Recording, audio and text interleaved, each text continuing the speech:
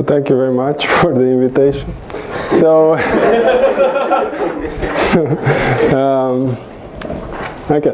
So this is work in progress, which just means that it's not on the archive yet, but it should be soon. So let's just quickly recall what, like just simple basic facts about stable curves, moduli of stable curves. So stable curves of genus at least 2. Okay. Definition that X is a stable curve, let's say over an algebraically closed field for simplicity. If first you have a singularity requirement, so X has only regular and nodal points, and maybe it's useful to note that from these assumptions it follows that meg X is actually a line bundle. It's Gorenstein, so it's a line bundle. I mean, X is Gorenstein.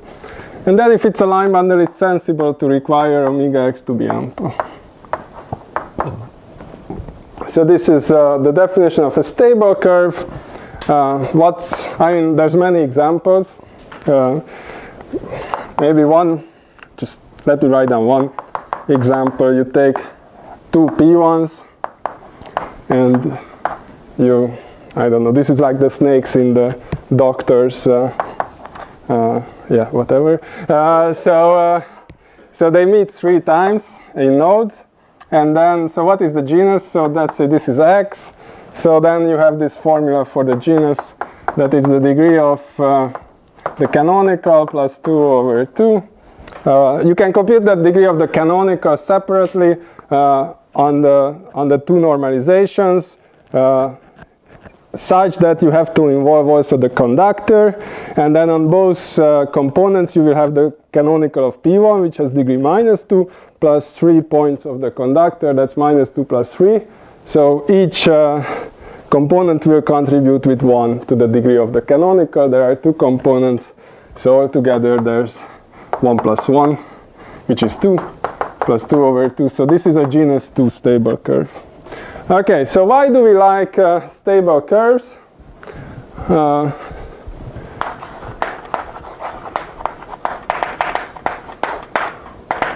So there's just 2 properties which is important for this talk. First, it has an open set. Okay, for the experts, maybe in this talk every moduli space will be coarse. Okay, so it has an open subset which parametrizes smooth curves of genus G. And that's a basic classification goal in curve theory, to have a moduli space of that. Then of course it's not projective, so it's not easy to work with. And so if this is the, in some sense, the maximal or minimal, if you see it minimal for some reason, but it's more maximal compactification, modular compactification of this natural classifying space. So that's one important thing I wanted. So that's the main motivation why moduli of stable curves is important in algebraic geometry. And then the second thing I wanted to note about this moduli space is that actually it's defined and constructed over Z.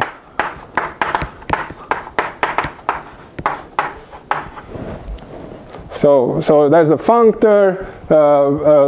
A family is a moduli is a family of stable curves if it's flat and the fibers are like geometric fibers are like this, and then there's this statement that there's a projective coarse moduli space over Z. Okay, so that's about stable curves. Let me know if there are any questions about it. Otherwise, we head on to higher dimensions. So let's denote the moduli of stable varieties,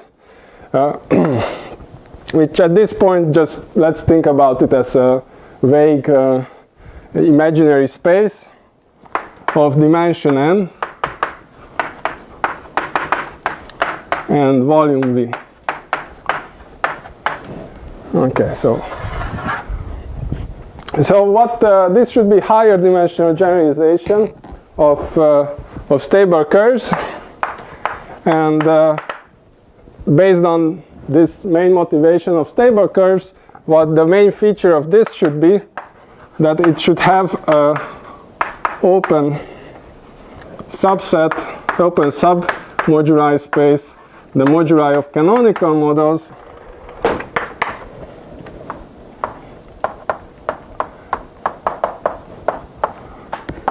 which then parametrizes varieties of general type, smooth varieties of general type, up to birational equivalence. Okay, so that's one important requirement, and the other is that we would like to have this projective. Okay, so projective natural modular projective compactification of this moduli space. Okay, so then the objects, what this should parameterize, which of course the boundary is the main question because we know what a canonical model is, was clarified by the work of Professor Kollar and Shepard-Barron, and so they are as follows. So definition: X is a stable variety over an algebraically closed field. So similarly, we have here the stable curve definition. So where we had a singularity and a global positivity requirement, we just have this generalization of these requirements in higher dimensions. So X is semi-log canonical.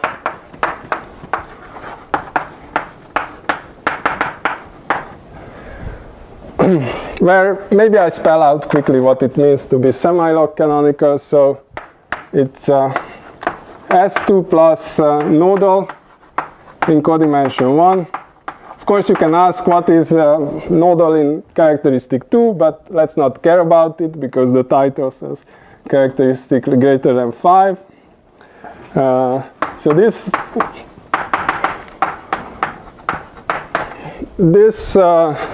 this is called demi-normal. It's not semi-normal because that's taken, though it should be maybe well, whatever. And then Kx should be Q Cartier.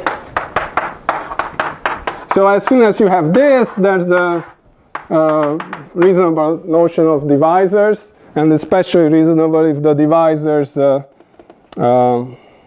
have no components going through the codimension 1 singular points. And so for Kx you have such a choice, and for all the other divisors that you meet in this theory. And then after you have all these, you just have to require that when you pass to the normalization, then the pair that you get with the conductor is log canonical.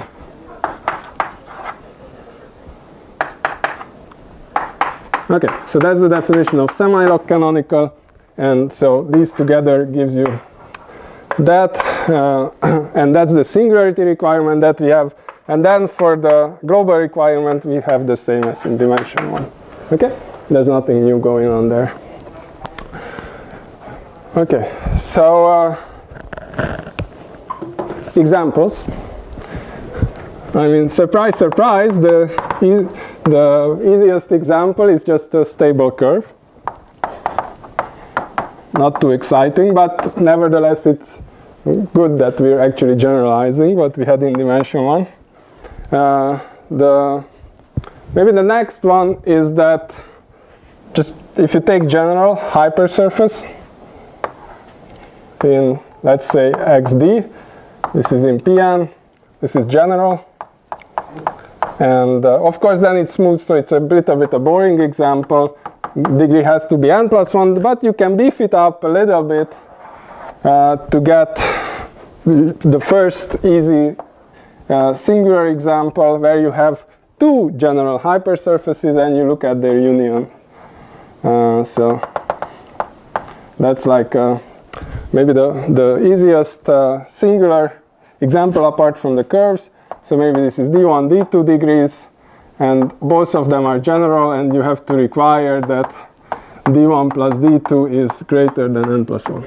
Okay, so these are very easy examples. Then maybe from here, maybe the easiest is to just talk about how you create new examples from known ones. So you can take products of any two.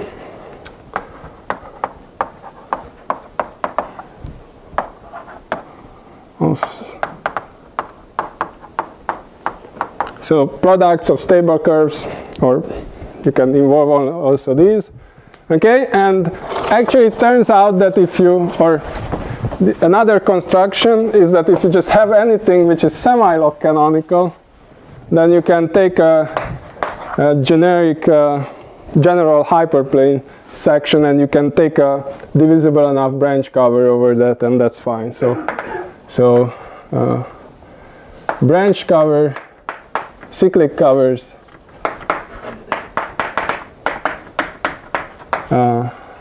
branched cyclic covers of semi-log canonical. So semi-log canonical is usually denoted SLC, just as Salt Lake City. So cyclic covers of SLC varieties branched along of divisible enough degree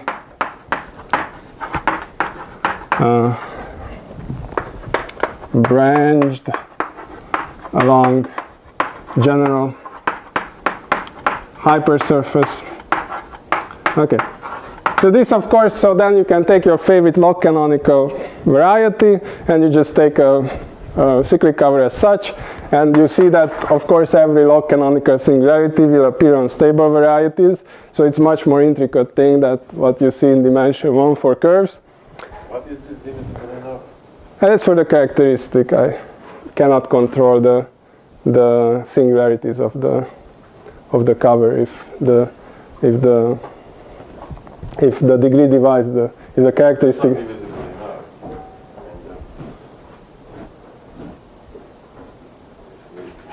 Oh yeah. It's not divisible enough. That's yeah. So varieties of big enough. So you need big to make it ample.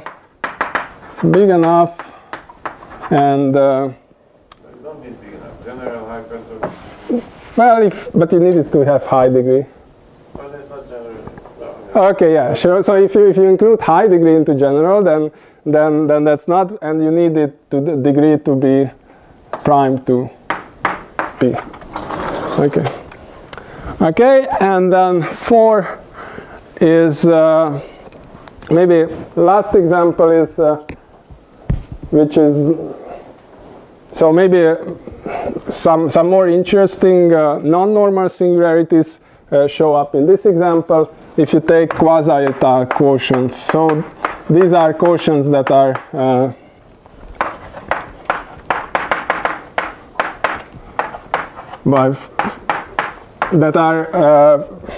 like étal in codimension 1.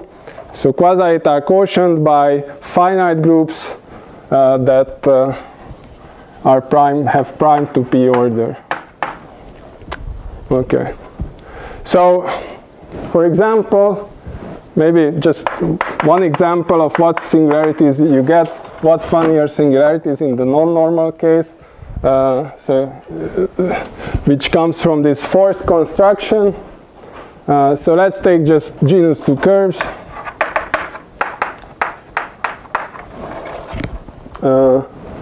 Let's take one which is C, let it be smooth. Let's take another one, then of course you have the usual Z2 action on it. Let's take another one which looks like this, so then it's a nodal elliptic curve. So, and if you normalize, then let's assume that the -1 action with the appropriately chosen base point takes this point to that.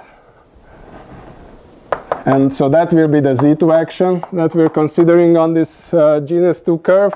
And let's take a third one, which is again a nodal elliptic curve, but we are assuming that the z2 action keeps these intact, which means that these are two torsions, these 2 points, along which we glue the nodes.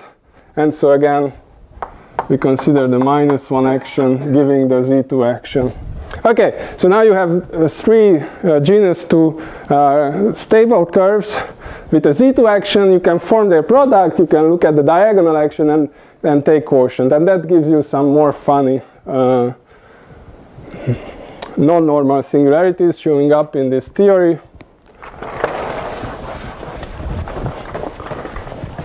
So for example, I'm not going to work out here all the possible things singularities that show up. But so for example, if you take C cross D and you look at the diagonal action on it, then you will have, like locally what you will have something like this, like a node times A1. And because of this assumption here, the Z2 action will swap the 2 sheets, but in the meanwhile it will also invert in this direction. So that way you get a pinch point, if I'm right, yes. So which probably the best way to draw is something like this. I don't know.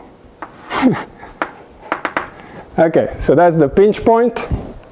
On the other hand, if you take C cross E per Z2, then you again locally will have such a picture, but the Z2 action will now be just -1. So you just act with -1, and then the quotient will be actually the 2 quadratic cones glued together along a ray.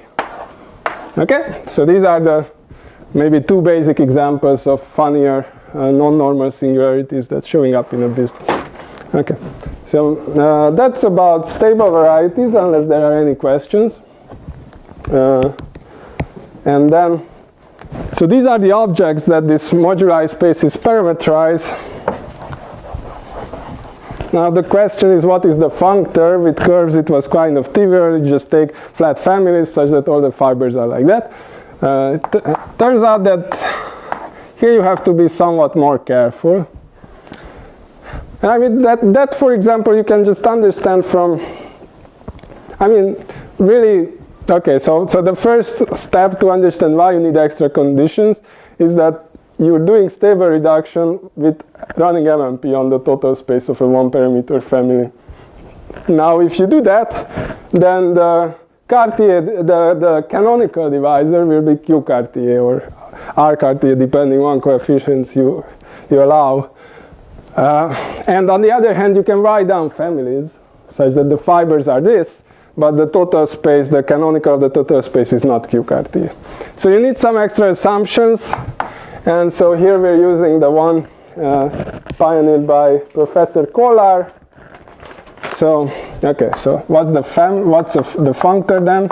So for each test space, we assign families such that F is flat. Every geometric point is a stable variety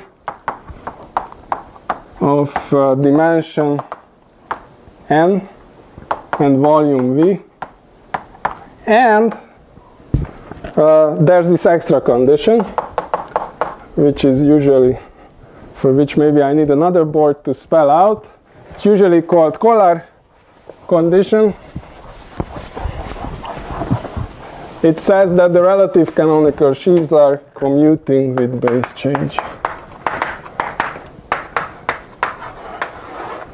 So this is star. That for every base change and every integer, the relative, so you look at the relative canonical sheaf of your family, you take mth power, and then if you pull this back over S, then there is always a natural map from here to doing the same but on the pulled back family over S. The reason for this existence of this natural map is that there is a big open set where things are Gorenstein, so there's an isomorphism, and then this is reflexive, so this is torsion free, so there's an automatic thing, and the requirement is that this natural map is an isomorphism for every m, every base change. Okay? And that always exists, and the condition is that the map is isomorphic. Yes. Okay. So. Side is not necessarily torsion free. What is not necessary? It's in the left side is not necessarily. Not necessarily torsion free. It says S1 on the fibers. Isn't it? No. It's of course if the base is ugly, then not. Okay, I agree. Yeah. Sorry. Yes, sure. So if you have like a curve, then it's torsion free. But if the base is ugly, then it's not. Yeah. Okay. So where do we? So this is the functor. Okay, we're getting closer. Now the question: what do we have about the construction? So maybe 2C. Construction. So I mean, maybe the general question would be, does it exist? Does M and V, so the moduli of stable varieties of dimension n and volume V exist over Z?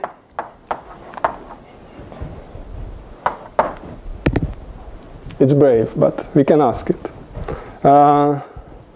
Maybe as a projective space, as a projective variety or scheme over Z. Okay. So over Q we are basically fine.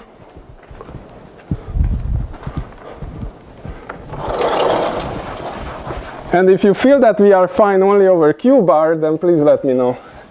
I think we are fine over Q, but I have some arguments with some other mathematicians about this. So this is the theorem of many people, not persons. So definitely started by Kolar, Shepard, Baron.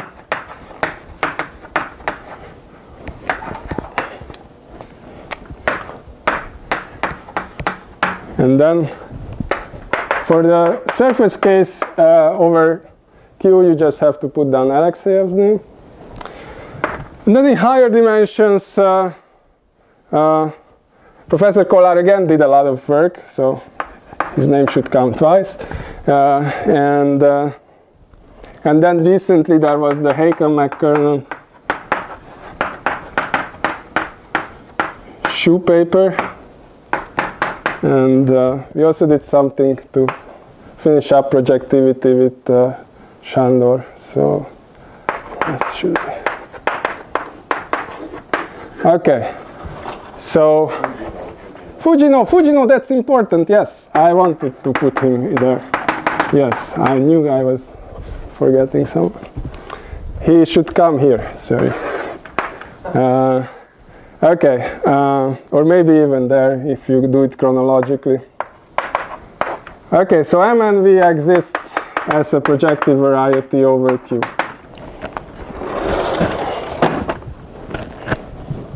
So now the next step is what if. So if you want to take theory over Z, then probably you want to look at over primes. So question 2,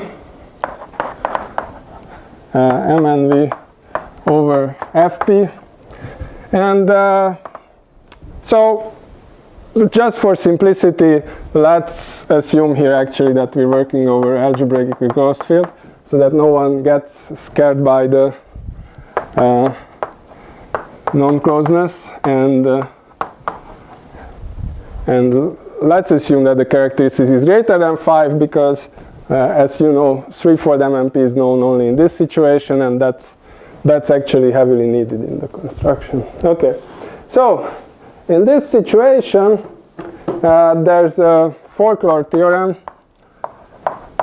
So So if you want to read this folklore theorem, I wrote it down in this article, so when it comes live, it will be there. But it's definitely folklore. I'm not claiming any authorship here. That this thing exists as an algebraic space.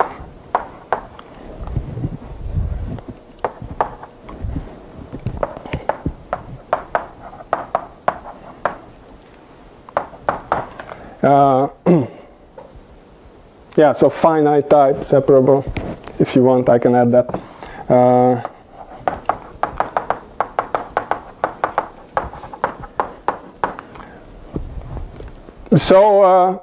Yes, this heavily uses the three-dimensional NMP. So basically, it also uses other things, but sort of that what sort of gives us the. Okay, and That's for surface. oh, surfaces. Yes, thank you. That's right. So from here, everything will be surfaces. Yes.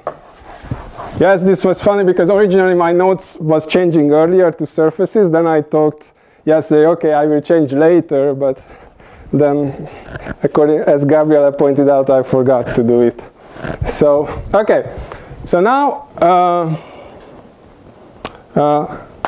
Together with this question, with this folklore theorem, really to answer question 2 over k, you will need to answer the following 2 questions. So which will be on the board in a second. So the first one is this a proper? So again, separatedness we know, maybe I add this to here over k and separated. So really just knowing the existence of limits is asking here. So is M2V, so the moduli of surfaces of volume V, stable surfaces of volume V, proper over k. So this probably we would know if there was semi-stable reduction. Even in that case, it's not worked out. But the expectation is that from there it would be quite easy or quite feasible. That's maybe the better word.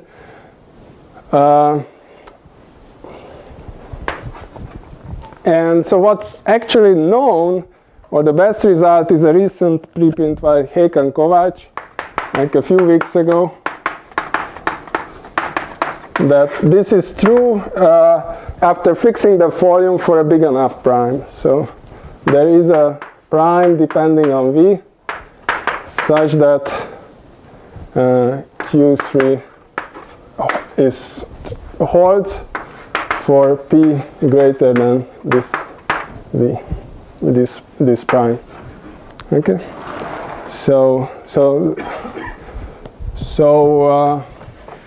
Yeah.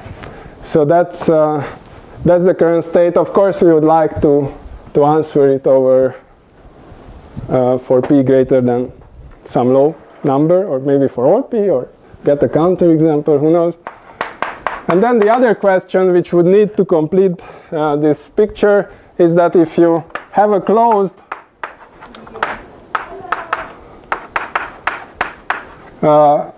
subspace, algebraic subspace, which is proper, then is it projective? Which amounts to exhibiting an ample line bundle on it. Okay? So this is known to follow from, so this is known to follow by something called the ampleness lemma. Again, created by Professor Kollar by the theorem that I will put in a second on the board.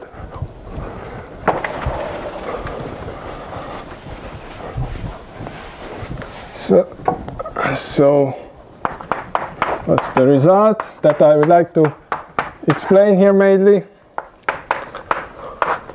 So if you have a I will state it as somewhat more generally because there's some log case involved in the statement, but actually in that case the sampleness lemma doesn't give you projectivity in the log case.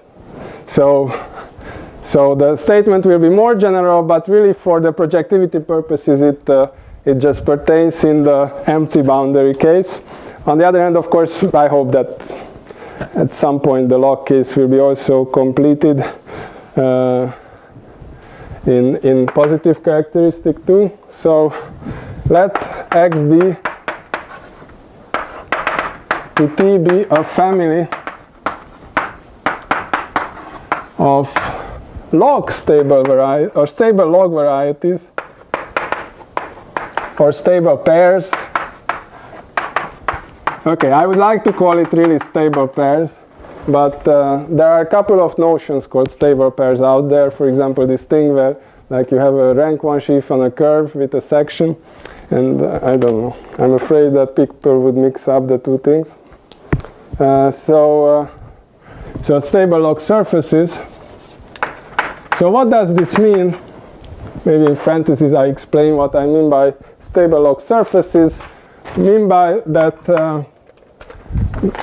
over a normal base, over a normal projective base.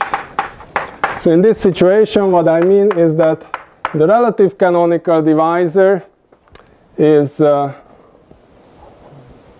Q Cartier.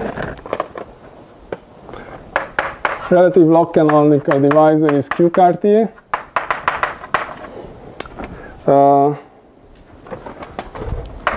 D avoids the generic points. Probably flatness should have been here first, sorry. So F is flat. D avoids the generic and singular codimension 1 points of fibers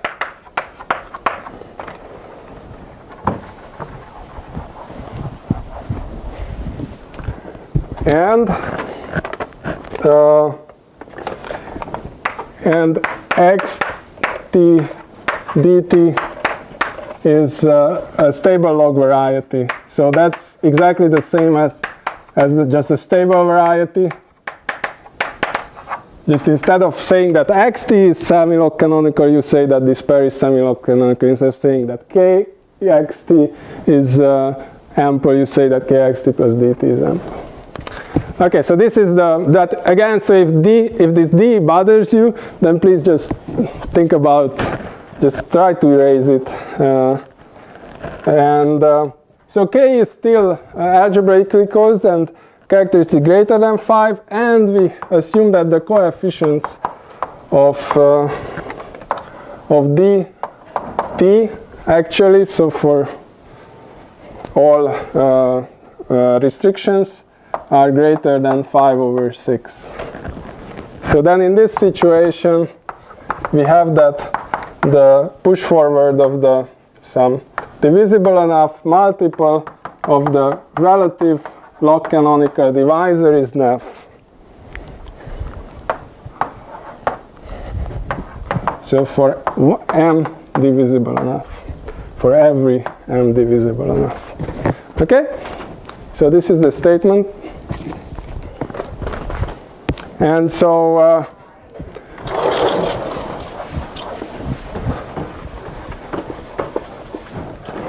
here you need to use just the d equals 0 case of this. And so you were wondering maybe why is this 5, 6? That's very easy. The answer, that's the biggest log canonical threshold before 1. So it's kind of a cheating, this thing here. So really the statement is more about, so reduction from here to the coefficient 1 case is few lines. So really I could have just stated it with coefficient d having coefficient 1.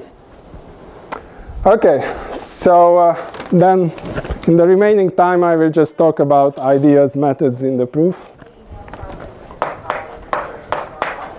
So maybe, okay, before going there, just one more, maybe just summarizing. So together with this plus this Haken-Kovács result, we have that there's a prime for each volume. there's a threshold over which prime this moduli space exists. Yeah, this is what we have at this point. This is the proof of Theorem. It's a proof of theorem. Yeah, I would just like to talk about this from here if it's okay. Okay, so first the idea. So the idea is pretty similar to my earlier semi-positivity results. So let's assume that T is a curve for simplicity. And we can also fix an M such that M times the relative log canonical is actually Cartier.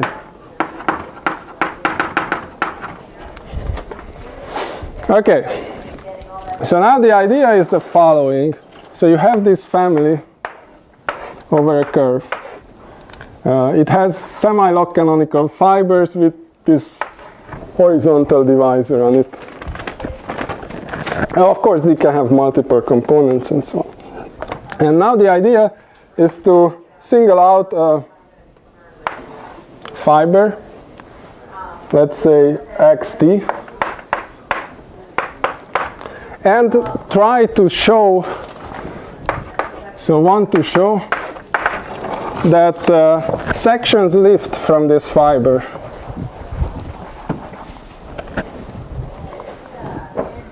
So you want to show that the sections, let me omit the spaces just for having a bit more space. But somehow to make this actually work, you have to allow yourself a bit of flexibility. So maybe a pullback of an ample divisor in it. And so you want to show that this surjects onto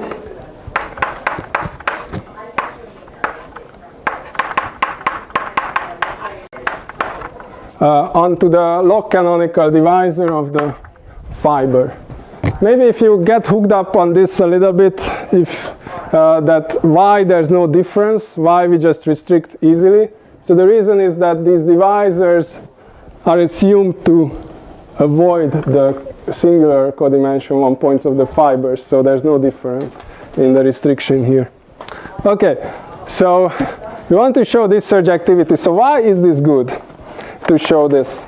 So because if you show this, then it follows by a projection formula that you push forward the line bundle associated to this divisor, and you get the push forward of it. Surprise. And by projection formula, you can bring out the A. Okay? And so the surjectivity, what does it tell you? It tells you that this sheaf is globally generated at this point. So we say that it's generically globally generated. Now, okay, but this is not what we really want. Okay, then it implies that it's NAF, but so we just, you know, we twisted something with a big enough ample. It's of course easy to make it NAF. But now the trick is to do it in a way that A depends only on T. Okay? So from there, using, so the way you can then remove A from this generically globally generated statement is by Frobenius pullback or product trick. Both works. You can use your favorite one. Okay, so maybe I have persuaded you that this surjectivity is really what we need. Okay, so now what's the issue here? Why is it hard to prove this surjectivity in this situation? So 4b, main issue. So there are two main issues. One of them is that P might divide M. And the other issue is that the singularities of the fibers are actually SLC. So why are these issues actually? So there was an earlier theorem that, so I showed that this is fine, and so it's not just I showed, but somehow the available techniques are really inconvenient or convenient, or somehow they give you the case when P doesn't divide M and the fibers are F pure. So the available lifting techniques somehow work for this case. And it's true that F pure implies SLC.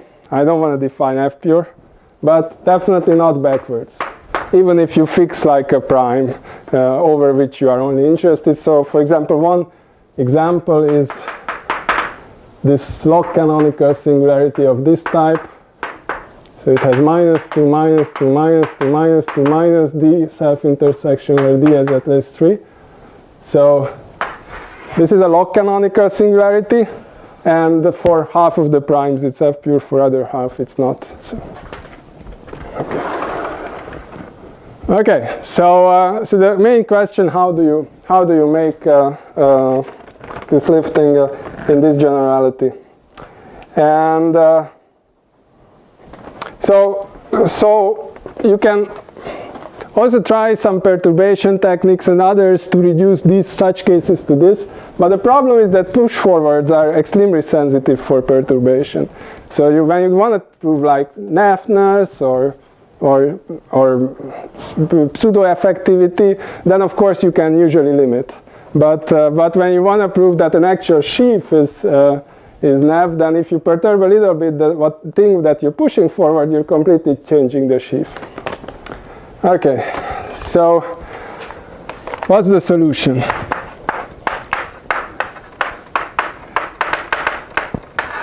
So the solution is actually, so I've been thinking a lot about this, but surprisingly, whatever. So there is a theory of Frobenius lifting when the P divides the Cartier index. Of course, there are some drawbacks, but somehow those drawbacks are okay in this case. So I will explain this in a second.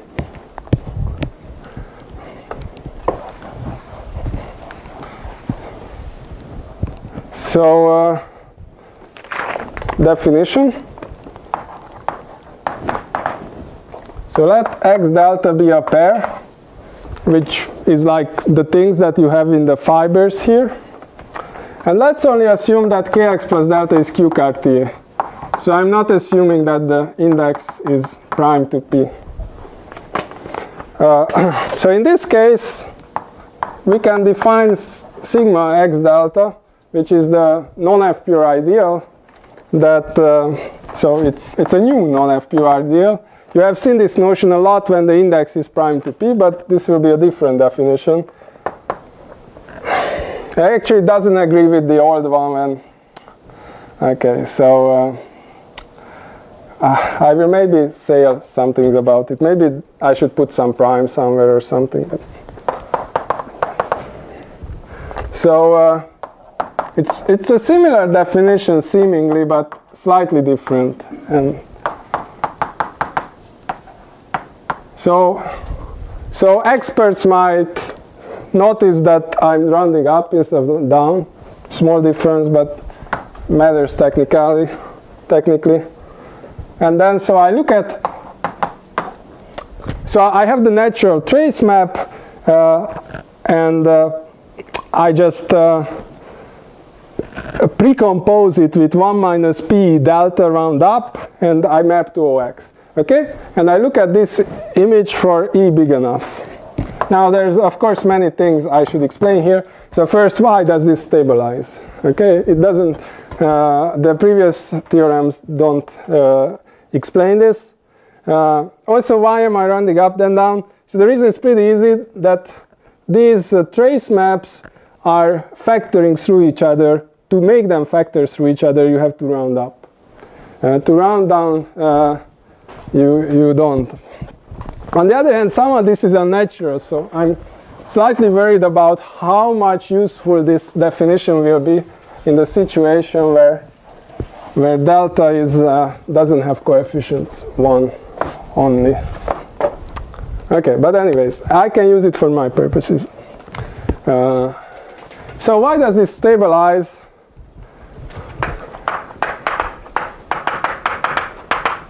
I just explain vaguely. So there's a hidden Cartier module. So the usual Cartier module structure doesn't work because the index is prime 2p. This maybe I just say it to the experts. If you don't know what Cartier module means, please just shut your ears for like a minute.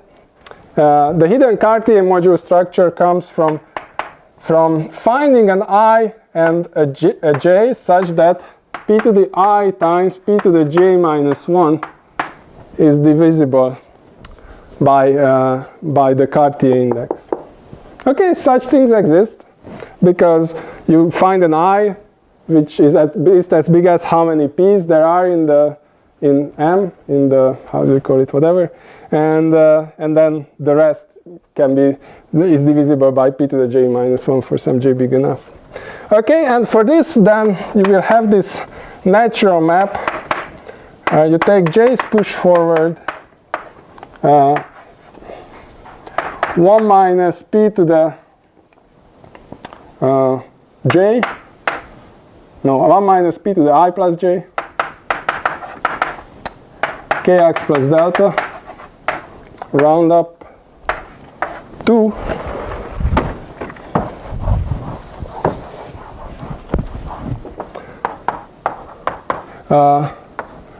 1 minus p to the I kx plus delta round up.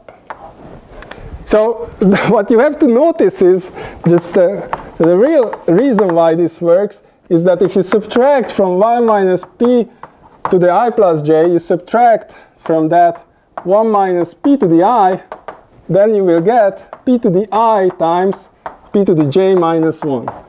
So the difference is divisible by m, and hence this sheaf will be a line bundle twisted by a line bundle of this sheaf. Okay, so that maybe explain you why this actually gives you a Cartier module structure. So it's very easy actually. Just you have to do the right thing,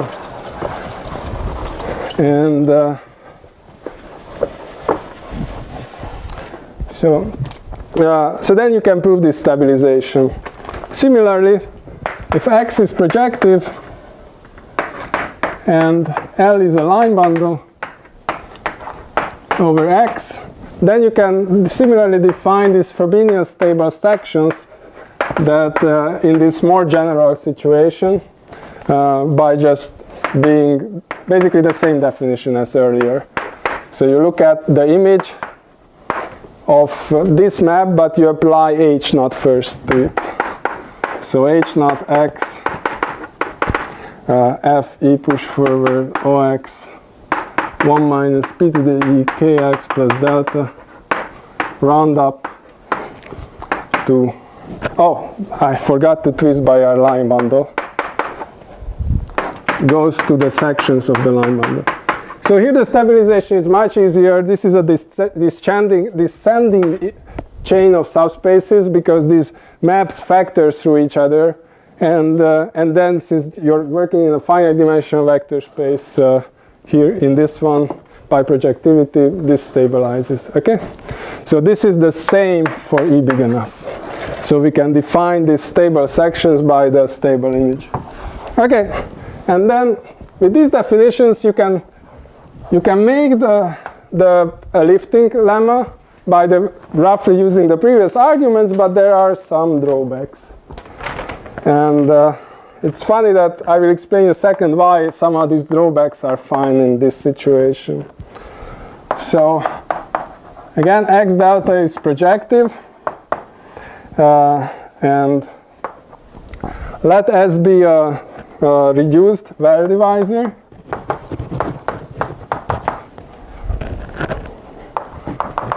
And let Kx plus delta be a Q Cartier. These are some of the assumptions are very basic.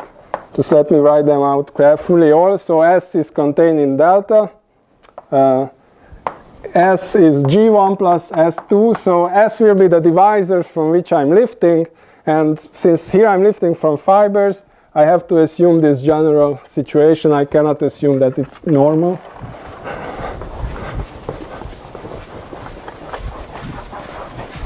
Okay, then, so a lot of special assumptions, but they are all fine here. So S is Cartier in codimension 1.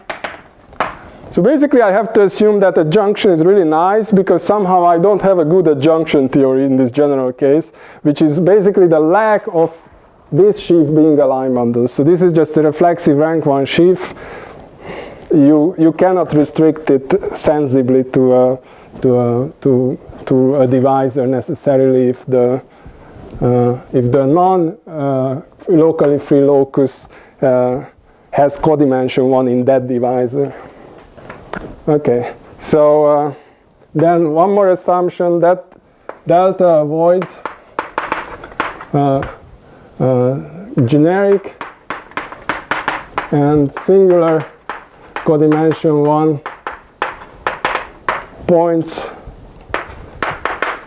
of S, and then I have to require that for every E I have two conditions. One is that this divisor itself restricts nicely, so the round up is compatible with restriction. So when you round up and then you restrict this divisor, so this restriction is sensible because of all these special assumptions. Then you want to assume that this is the same as rounding up before restriction, which means so doing this sort of easiest adjunction on S. And then finally, I want to assume that actually even as sheaves, these divisors restrict sensibly. So if you take the corresponding sheaves,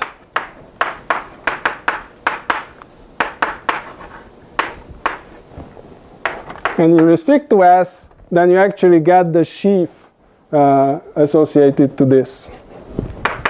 And the reason of that is that, again, that these sheaves might not restrict nicely unless you have this assumption.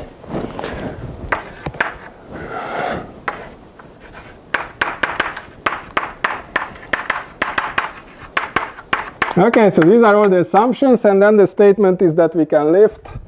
So then the statement is a lot of assumptions. Then the statement is that the image of the restriction map on L, is there an L? Where's my L? I forgot to put down my L. Sorry, I'm terribly sorry. I forgot to put down my L. L, a line bundle. And then I forgot to put down that L minus kx minus plus delta is ample. Okay. So then this restriction map,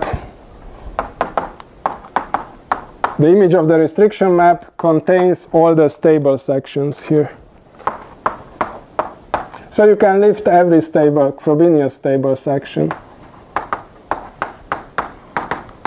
Okay? So very special, but maybe let me explain why this all works in this situation. So first I wanted to have up the actual statement. The proof is very similar to the usual lifting statement. You just have to sort of be slightly more careful, but really it's very similar. So I wanted to have the statement up that maybe one can use this for something in the future. Although you have to, it's somewhat restrictive, but in this situation, where you're lifting from a fiber, the point is that you can choose your fiber generically. And for a generic choice of fiber, this will be okay.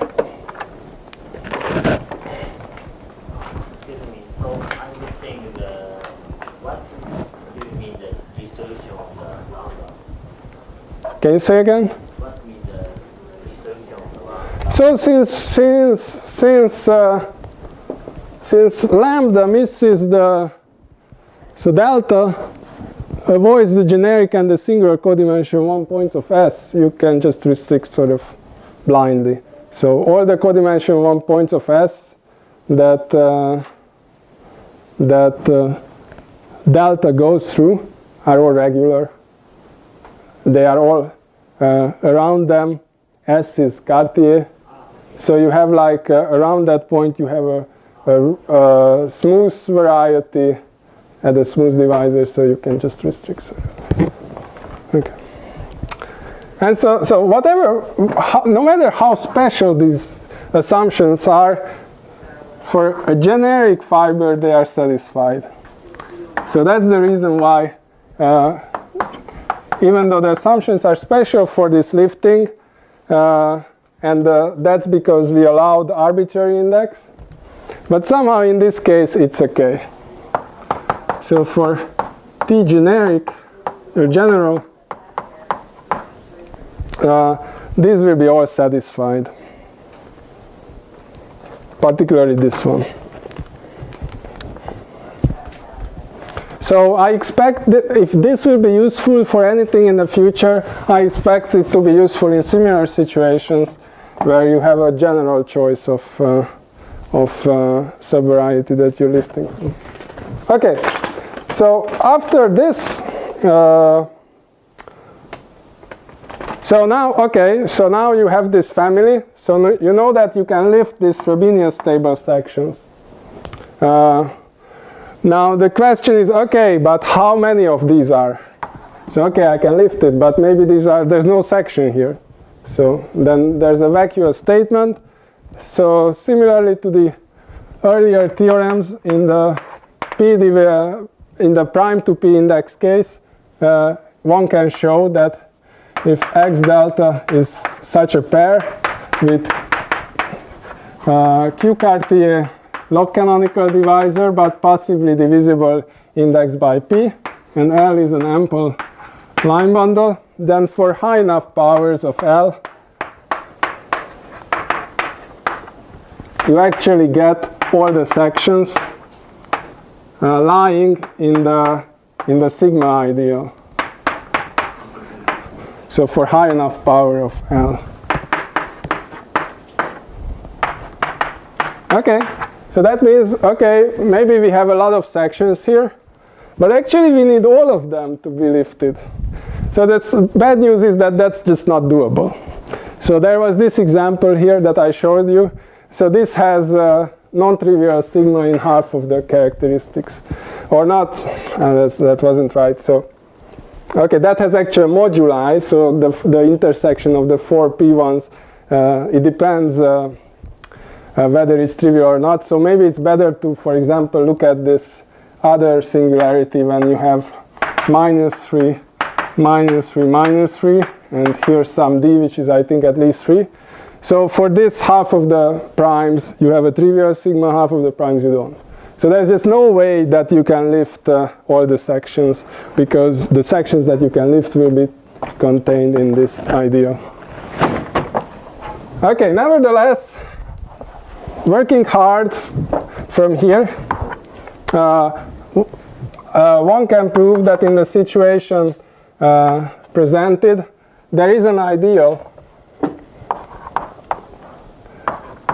in the total space of the family, such that if you push forward only the section, so maybe first I would say that this ideal, for this of course you have to apply some Frobenius pullback. I'm sweeping that under the rug. But so this ideal, when restricted to a general fiber, it becomes just the sigma ideal. So the non-F pure ideal for T general. And furthermore, when you push it forward, the sections in this ideal, then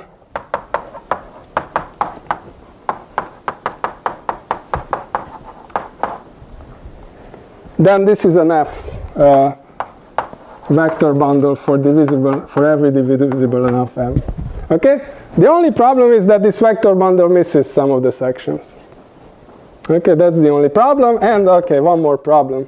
That this is assuming that you already know that the relative log canonical divisor is NF. So there's two problems. That you have to know a priori that the relative log canonical divisor is NF.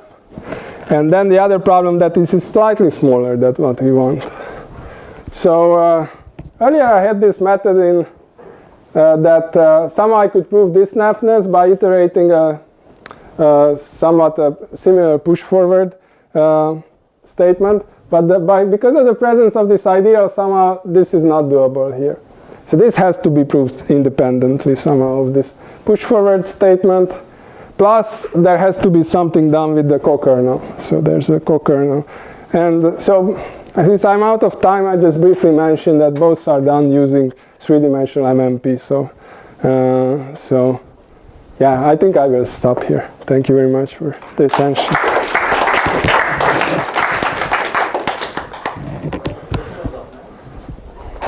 Yes? You're assuming only the semi-log canonicity of fiber. Yes. So you can also show the something kind of the inversion version. I mean, you can see the log canonicity of that. Yeah. But that's known. That follows from three-dimensional MMP. If you have semi-log canonical fibers, then the pair of the total space and the fiber is. So it's a very easy argument using DLT blowups. It's actually in the Haken-Shu article. So that's fine.